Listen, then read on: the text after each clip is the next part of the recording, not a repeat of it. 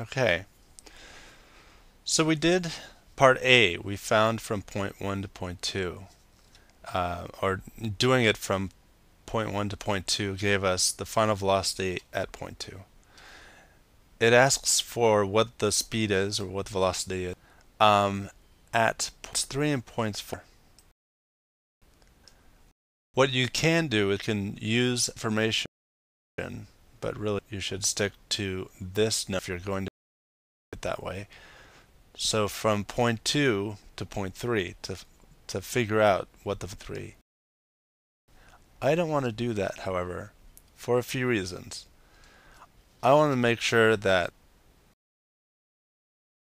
I can stick to as zeros as possible. I like starting from 0 meters per second. That helps with doing these calculations. Also, I'll be able to use this same formula again.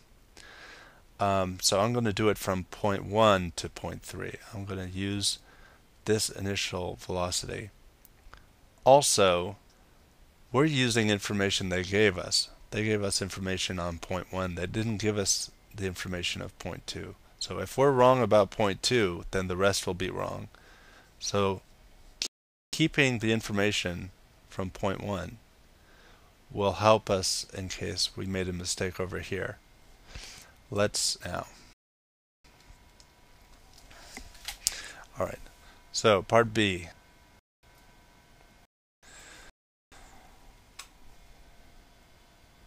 From point 1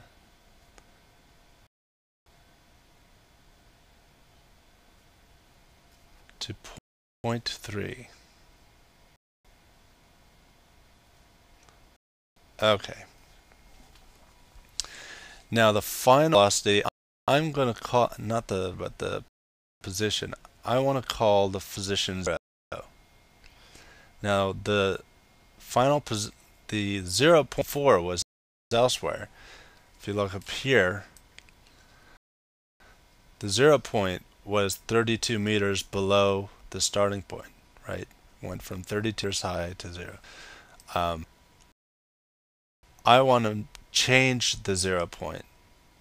Remember, the 0 is going to be arbitrary. So I'm going to make point 3 0 meters high. That's my choice. So I'm going to choose to do that. The more zeros, the better. What that means, though, is that the initial height is at 32 meters. It's actually at 32 meters minus 26 meters. That's you. The from point 1 to point 3 is actually 6 meters. That's the only extra calculation I'm going to have. Okay. Now that I've done that, my starting velocity is 0.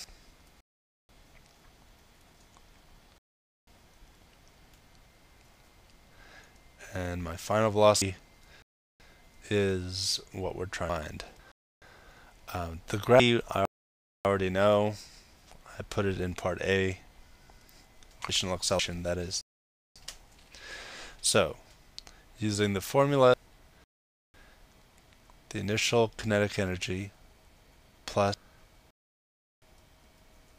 the potential kinetic energy, the potential energy, the initial potential energy, here, I'll say it right one of these days, the energy plus the final potential energy. There we go. Now the initial kinetic energy is at 0. So this whole thing goes to 0. It does have a height, it has a height of 6 meters. So it does have gravitational potential energy. Its final kinetic energy, it will have a final kinetic energy. So, but its final potential energy, we made this 0. So I can make this go to 0. Now that I've done that, I have the thing as I had upstairs right here. The initial potential energy equals the final kinetic energy. It's the exact same formula. So I can use it. So that is the square root of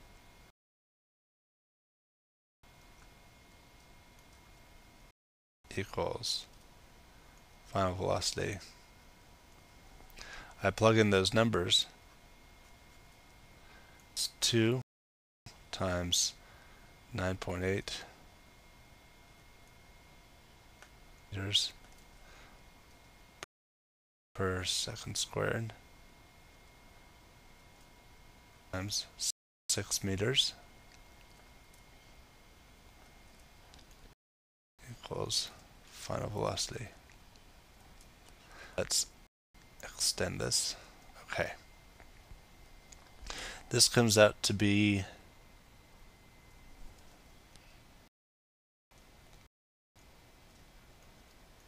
10.844 3 5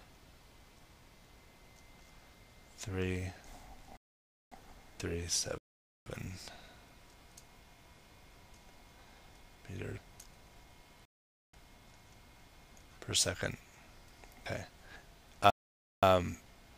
Now remember using significant figures. So this is 11 meters per second. That is the final velocity. Okay, that's